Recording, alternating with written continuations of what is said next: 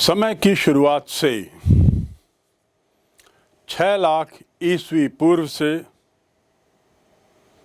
1 ईस्वी, इतना लंबा काल।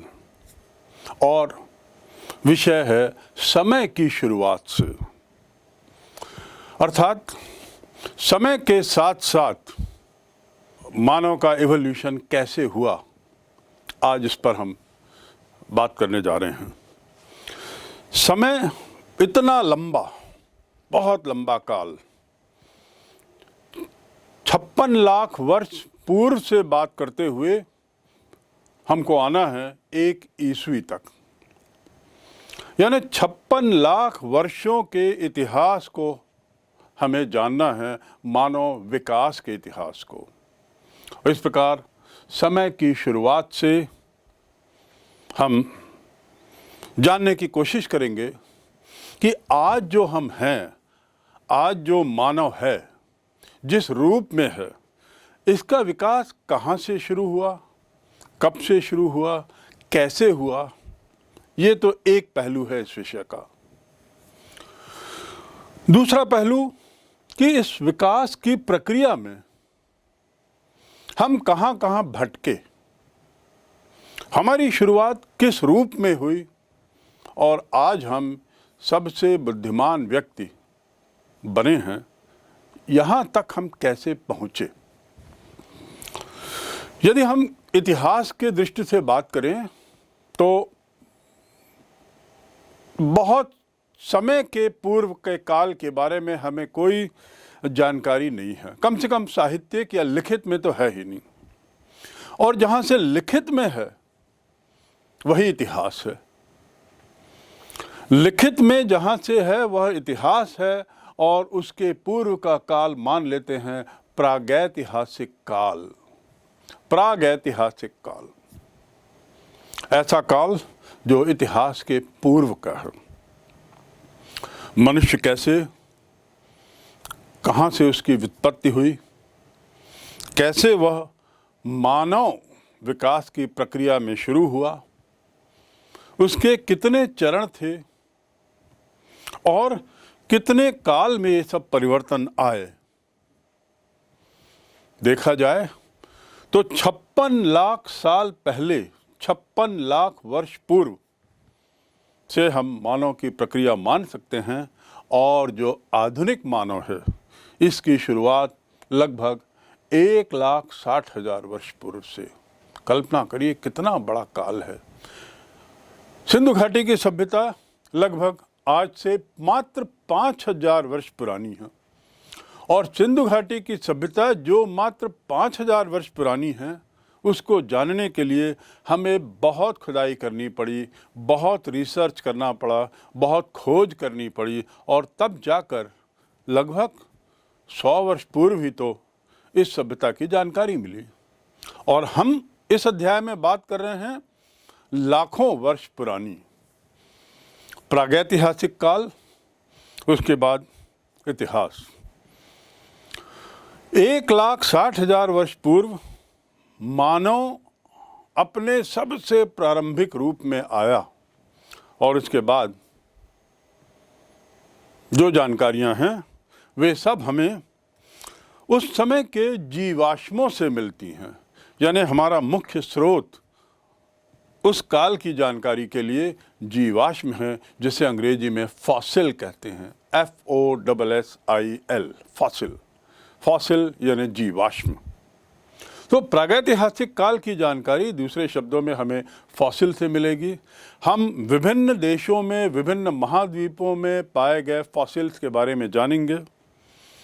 उसके बाद हम जानेंगे कि मनुष्य कैसे अपने बिल्कुल प्रारंभिक स्तर पर, कैसे वह कंदमूल खाकर जीता था, कैसे रहता था, कैसे अपने को बचाता था, सुरक्षा की क्या व्यवस्था थी, भोजन खाने पीने की क्या व्यवस्था थी, और कैसे उसकी इन सब व्यवस्थाओं में परिवर्तन आते गया। और इन परिवर्तनों को भी विभिन्न वर्गों में श्रेणीबद्ध किया गया है। चार्ल्स डार्विन के बारे में पढ़ेंगे। चार्ल्स डार्विन, जिसने मानव इतिहास के विकास पर बहुत बहुत खोज के बाद पुस्तक लिखी और उसके विचारों को आज हम अधिकतर लोग, अधिकतर इतिहासकार, अधिकतर एंथ्रोपोलॉजिस्ट उसके इस विचारों को मानव विकास के विचारों पर हम उसकी काफ़ी बातों को मानते हैं। तो इस प्रकार समय के साथ साथ मानव का विकास, मानव के विकास की विभिन्न श्रेणियाँ, उसमें इतिहासकारों के विभिन्न मत, फॉसिल्स, विभिन्न महाद्वीपों में पाए गए फॉसिल्स के बारे में, मानव के विकास का वर्गीकरण और उसके साथ साथ चार्ल्स डार्विन और कुछ अन्य एंथ्रोपोलॉजिस्ट के बारे में हम जानेंगे। और तब हमको पता लगेगा कि आज जब हम जहाँ हैं उसको पहुँचने में कितना धीरे धीरे धीरे विकास हुआ, कितना क्रमबद्ध विकास हुआ और हम आज इस स्थान पर पहुँचे हैं। मानव जीवन की एक बड़ी लंबी कहानी है और जैसा बताया वो लाखों लाखों साल पुरानी है। इसमें कुछ भाग तो लिखित है जिसे हम इतिहास कह सकते हैं, लेकिन लिखना तो आदमी ने बहुत बाद में सीखा, तो इतिहास के पूर्व की बातें हमें कैसे मालूम होती हैं, ये एक सवाल है। लिखने के पूर्व ही मानव लाखों वर्ष तक इस दुनिया में, इस पृथ्वी में विचरण कर चुका था, पढ़ना लिखना भी नहीं आता था। तो हमें इस काल की जानकारी मूलतः पुरातत्ववेत्ताओं के प्रयासों से मिलती है, साहित्य या ग्रंथों से नहीं। ये पुरातत्ववेत्ताओं का ही अथक प्रयास था कि उन्होंने विश्व के विभिन्न स्थानों पर खुदाई कर औजार, हथियार, जानवर, मनुष्य की हड्डियां, अस्थि, उसके अस्थि पंजर आदि प्राप्त किए और फिर उनका अध्ययन किया। ये जो अध्ययन है इन चीज़ों का, खुदाई से प्राप्त की गई चीज़ों का, यह भी बड़ा वैज्ञानिक अध्ययन होता है। मात्र उसे देखकर ये उसका काल नहीं बताया जा सकता। उसके अध्ययन के लिए बड़ी गहराई तक इनकी जानकारियां ली जाती हैं और फिर इनके काल का निर्धारण होता है। इस काल को, जिसमें हमको पुरातत्व के माध्यम से पुराने औजार, फॉसिल्स और अस्थियां आदि मिलती हैं और उसके आधार पर जब हम इतिहास बनाते हैं तो वह प्रागैतिहासिक काल का इतिहास कहलाता है। प्रागैतिहासिक काल, जैसा मैंने बताया, 56 लाख साल पूर्व मानव के अस्तित्व में आने की संभावना है, लेकिन आदि मानव के रूप में जिसे हम कहें, मैं पुनः दोहरा दूं, 1,60,000 वर्ष पूर्व ऐसा माना जाता है वे आ चुके थे। यानी जो मानव रूप है वर्तमान, इसका जो सबसे प्राचीन रूप आदि मानव माने तो ये धरती पर आ चुके थे 1,60,000 वर्ष पहले। ये आदमी मांस, जानवरों का शिकार, कंदमूल, फल फूल ये खाते थे। आगे चलकर नए नए तरीके इसने भोजन के अपनाए, शिकार के नए नए तरीके ईजाद किए, खाने पीने की चीज़ों को तलाशने लगा, बटोरने लगा, संभालने लगा। यानी वो समझ आने लगी कि ये खाने की चीज़ को आगे अगली बार खाने के लिए रखा जा सकता है। हालांकि दुनिया के कई भागों में ऐसे शिकारी संग्रह समाज हैं जो आज भी भोजन संग्रहण करते हैं और भोजन जुटाते हैं। शायद इनके ही पूर्वजों के पूर्वजों के पूर्वजों के अध्ययन पर हमें प्रागैतिहासिक काल की जानकारी मिलेगी। और आदि मानव के इतिहास की जानकारी के लिए मानवों के जीवाश्म से की जाती है। जीवाश्म, जैसा मैंने बताया, फॉसिल हैं, FOSSIL। ये फॉसिल शब्द जो है इसका अर्थ ही है खोदना और ये एक लैटिन शब्द है। जीवाश्म पत्थर के ऊपर के चिन्ह के रूप में पाए जाते हैं। किसी भी चीज पर लगे हुए हजारों लाखों साल से परत बन जाना और उसके ऊपर अन्य परतें बन जाना, तब वे जीवाश्म का रूप लेते हैं। पेड़ पौधे में भी, पुराने जीव जंतु में भी, उनकी खालों में भी सैकड़ों वर्ष से दबे हुए रेत, मिट्टी तथा अन्य खनिज पदार्थों की सतहों में भी ये जीवाश्म मिलते हैं और कई बार तो ये पत्थर के रूप में मिलते हैं। जीवाश्मों को दो भागों में हम विभाजित कर सकते हैं, दो भागों में बांट सकते हैं। एक पहला तो कहलाता है होमोनिड्स, HOMONIDS, जिसमें कुछ शारीरिक लक्षण मानव से तथा एप से मिलते जुलते हैं। कुछ ही लक्षण आदमियों से मिलते हैं, या एप जिनको बोलते थे, APE, जिन्हें हिंदी में हम कपी कहते हैं, इनसे मिलते थे। और ये लगभग 7-8 लाख वर्ष पुराने माने जा सकते हैं। और 7-8 लाख वर्ष पहले होमोनिड्स आए और लगभग 30 से 35 हजार वर्ष पूर्व तक, आज से 30 से 35 हजार वर्ष पूर्व तक होमोनिड्स की श्रेणी के जीवाश्म हमें मिले हैं। दूसरा जो प्रकार है जीवाश्मों का वो कहलाता होमो सेपियंस, और यही वर्ग है जो मानव के शारीरिक लक्षण के समान है, आधुनिक मानव के शारीरिक लक्षणों के समान होता है। ऐसा अनुमान है कि प्लियोसीन काल से पूर्व न्यूटन समय तक, आने वाले समय तक ये घटना संपन्न हुई, यानी करीब 35,000 वर्ष पूर्व से ये बात शुरू हुई। आदमियों का मानना है कि 6 लाख वर्ष पूर्व प्रारंभ हुआ और होमोनिड वंश के अंतर्गत आने वाले सभी अवशेष नवीन युग के ही माने जाएं, नूतन युग के ही माने जाएं, ऐसा पुरातत्ववेत्ताओं का कहना है।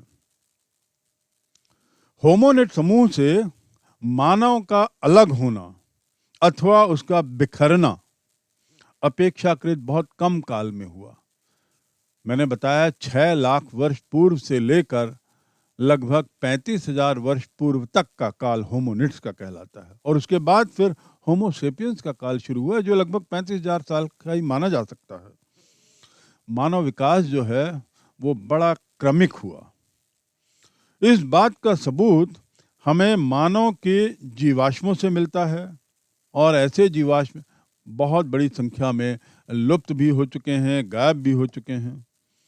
कुछ समय पहले विद्वान ये मानने को तैयार भी नहीं थे कि खुदाई से जो जीवाश्म मिलते हैं या पत्थर आदि से मिलते हैं उससे हम मानव जाति के काल के बारे में कुछ जान सकते हैं। लेकिन समय के साथ साथ इस विचार में अंतर आया, नई खोजों ने नए विचार दिए।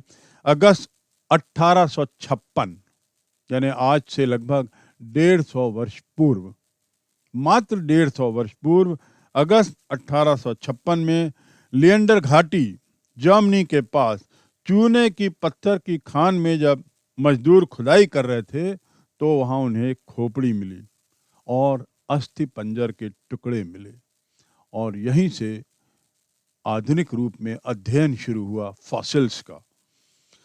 इसे ये जो पत्थर और ये जो जीवाश्म जो मिले, जो अस्थि पंजर मिला, जो खोपड़ी मिली, इसे वो मजदूरों ने एक व्यक्ति को सौंप दिया जिसका नाम था कार्ल फुटरॉट।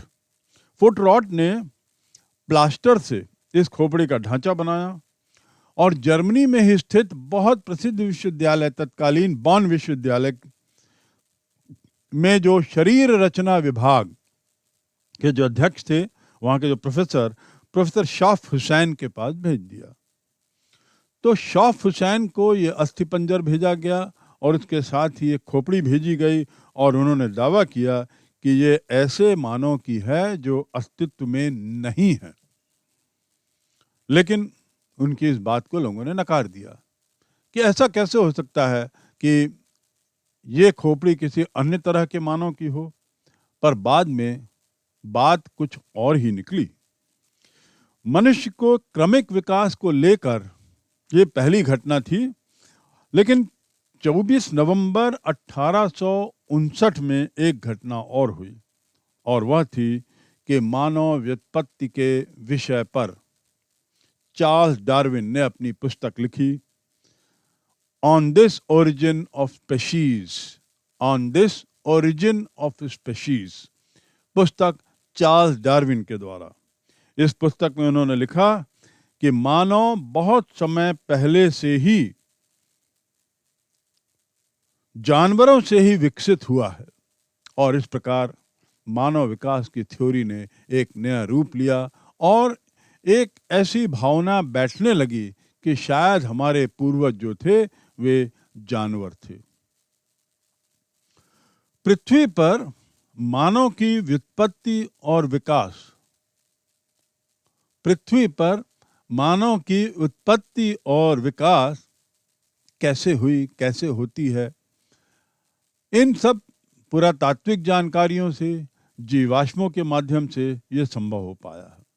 और मैं पुनः बता दूं कि संभवतः 6 लाख वर्ष पूर्व, 5 लाख वर्ष पूर्व मानव का जन्म माना जाता है और ये पेड़ों पर चढ़ने वाले वानर ही शायद रहे होंगे, ऐसा मानना है। यानी वानर शायद हमारे पूर्वज थे। ये घने जंगलों में, पेड़ों में रहते थे और जब मौसम बदल जाता था तो सीमित होते चले गए, छोटी छोटी जगहों पे आते चले गए।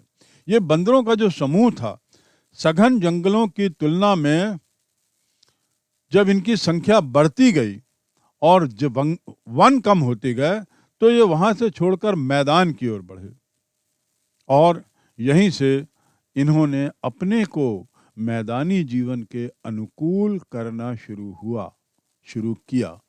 ये अनुकूलन की जो प्रक्रिया है, वानरों के द्वारा सघन जंगलों से मैदान में आने की जो अनुकूलन की प्रक्रिया है, इसमें भी लाखों साल लग गए। वानर धीरे धीरे खड़ा होने लगा, पिछली टांगों की सहायता से चलने लगा और जो पूर्व में एक तरीके से उसकी अगली 2 टांगें थी वे हाथ के रूप में विकसित हो गईं।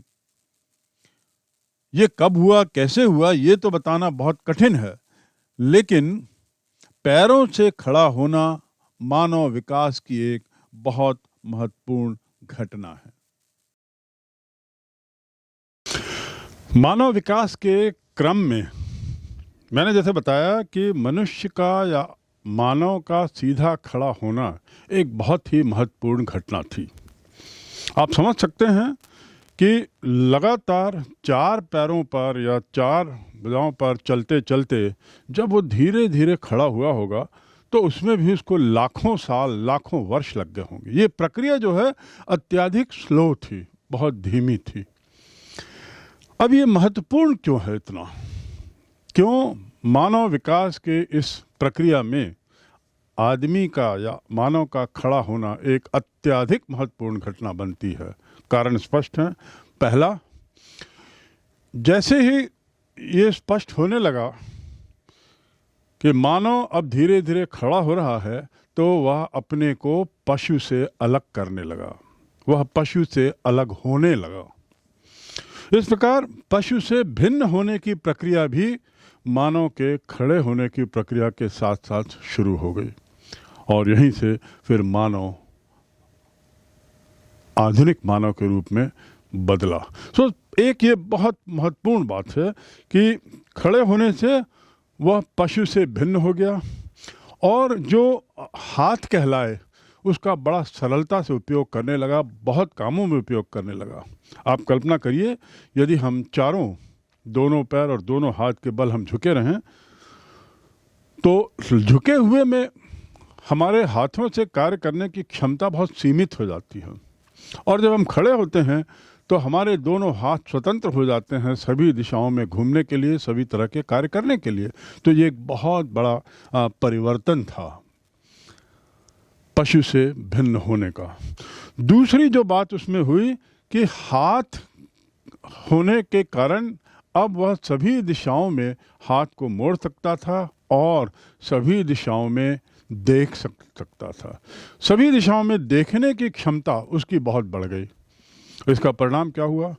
वह अब बहुत सुरक्षित हो गया, क्योंकि यदि वो सीधा खड़ा होने लगा, चारों दिशाओं में देखने लगा, तो निश्चित रूप से पीछे से जो उस पर हमले होते थे, वार होते थे, शिकार होता था, या पीछे जो उसका दल चलता था या जो असुरक्षा महसूस करता था, उसमें बहुत कमी आई होगी। तो इस प्रकार सुरक्षा की भावना बहुत बढ़ी है। और तीसरा कारण जो था कि इसके अवयवों में जो शारीरिक अवयव, जो शारीरिक अंग, उनमें बहुत से परिवर्तन आए। जब हम लगातार खड़े हैं तो निश्चित रूप से हमारे पूरे शरीर में, रीढ़ की हड्डियों में, हमारे कमर में, हमारे शोल्डर्स में, कंधों में, बेली, पेट में, इसमें एक आंतरिक परिवर्तन आया होगा। और यह परिवर्तन मस्तिष्क में भी आया होगा। सिर में भी जो परिवर्तन हुए, इसका बहुत दूरगामी परिणाम हुआ। संभवतः ये खड़े होने की प्रक्रिया का ही परिणाम था कि वह अब तार्किक हो गया। अब वह सोचने लगा, तर्क करने लगा, और सोचने की क्षमता ने उसे पशुओं की प्रजाति से और अलग कर दिया। तो इस प्रकार मानव एक डिस्टिंक्टिव यूनिट बन गया जब वह खड़ा हो गया और उसके साथ मस्तिष्क का उपयोग करने लगा। मानव के विकास की यदि हम कहानी की बात करें तो आप ये खोपड़ियाँ देखिए, 4 चित्र दिख रहे हैं, 4 खोपड़ी दिख रही हैं। पहली खोपड़ी एक वानर की है, दूसरी ऑस्ट्रेलोपिथिक नामक प्रजाति की है, ऑस्ट्रेलोपिथिक। तीसरा होमो इरेक्टस, जिसमें वह सीधा खड़ा होने लगता है, और चौथा है होमो सेपियंस। ये उसकी विकास की श्रेणी है। मैं पुनः दोहरा दूं, पहली खोपड़ी एक वानर की, दूसरी ऑस्ट्रेलोपिथिक, तीसरी होमो इरेक्टस। इरेक्ट होना मतलब सीधा होना, तो आप याद रखें होमो इरेक्टस, जिसमें आदमी सीधा खड़े होने लगा। और फिर उसके बाद आए होमो सेपियंस, यानी चिंतनशील दिमाग वाला आदमी। ये वो प्रजाति थी जिसमें आदमी का दिमाग चलना शुरू होता है, यानी आज के मानव की प्रजाति होमो सेपियंस कहलाती है। इन खोपड़ियों में कई समानताएं हैं, कई विषमताएं हैं यदि गौर से देखेंगे, परंतु इसके लिए हमें अन्य चीज़ों का भी अध्ययन करना पड़ता है और उसके बाद मानव विकास के बारे में थोड़ी समझ आती है। मानव के विकास क्रम को 360 से लेकर 240 लाख वर्ष पहले तक देखा जा सकता है।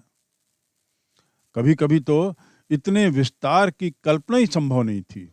यानी 360 लाख साल यदि हम सोचें तो एक तरीके से 3600 पन्ने के बराबर है, यदि हम एक एक वर्ष को एक एक पन्ने में माने तो।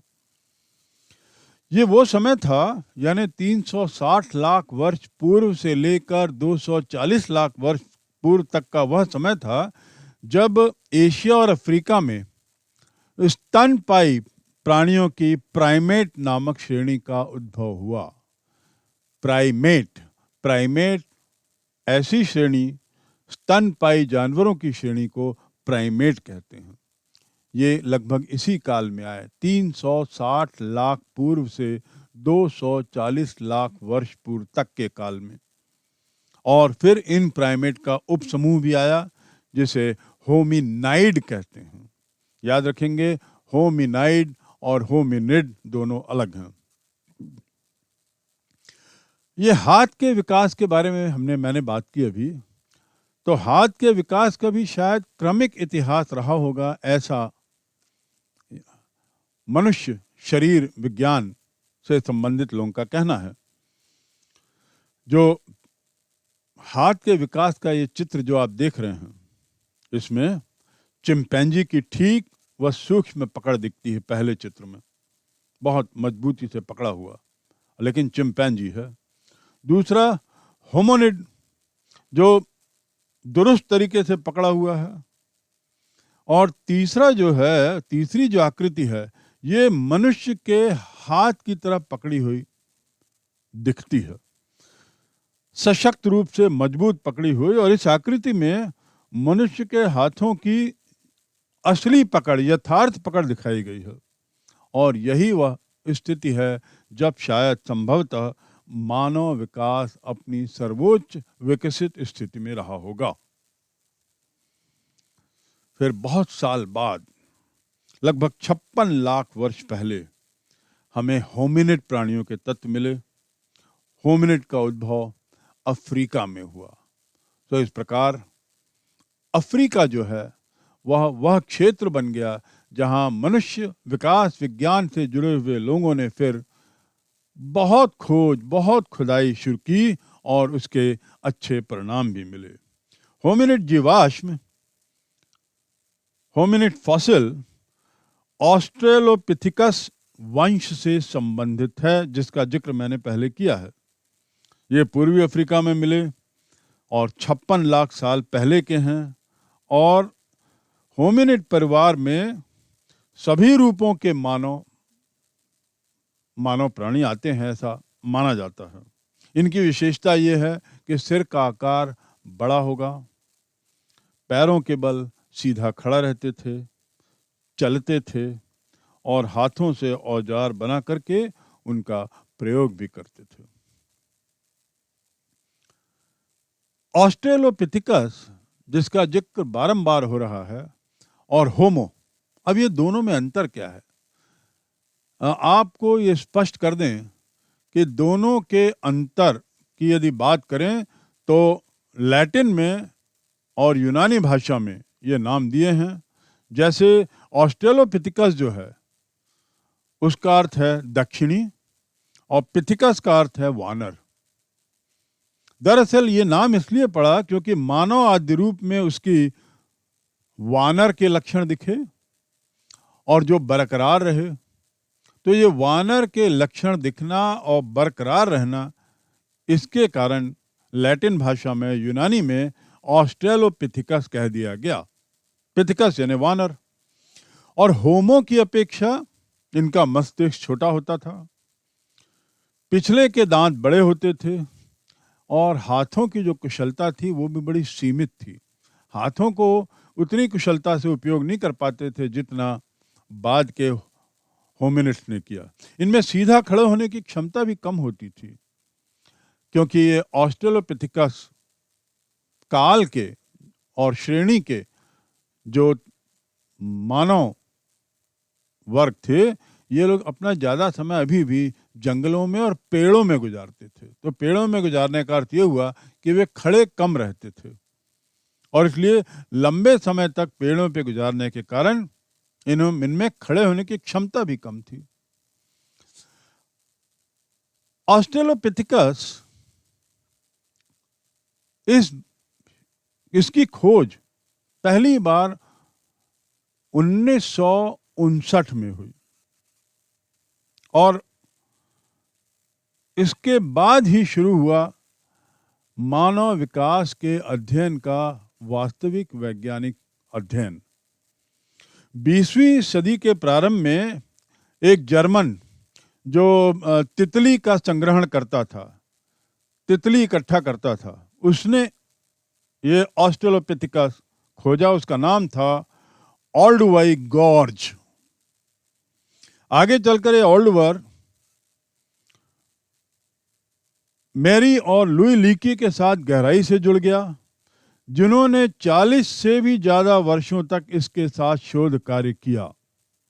मैरी लीकी ने ही ओल्डवर और लेतौली में पुरातात्विक खुदाई कार्य को संभाला। यानी ये लोग 3 लोग मिलकर खुदाई का काम संभाले और वहाँ उन्होंने ऐसी ऐसी खोजें की जिसके जानकारी से लोग रोमांचित हो चुके। ये बड़ी अनहोनी खोज थी और इसने प्रागैतिहासिक काल के मानव विकास के काल के इतिहास को एक बिल्कुल नई दिशा दी। लुई लीकी ने अपनी इस खोज का विवरण भी अपनी पुस्तकों में किया है और उसने बताया है कि कैसे पर चांस उसकी नज़र किसी खोपड़ी पर पड़ी जो बाद में साबित हुई ये ऑस्ट्रेलोपिथिकस की थी। जब औजार बनाए, लंबा पैदल चले, तब जाकर उनको ये अनुभूति हुई कि ये ऑस्ट्रेलोपिथिकस प्रजाति की खोपड़ी है।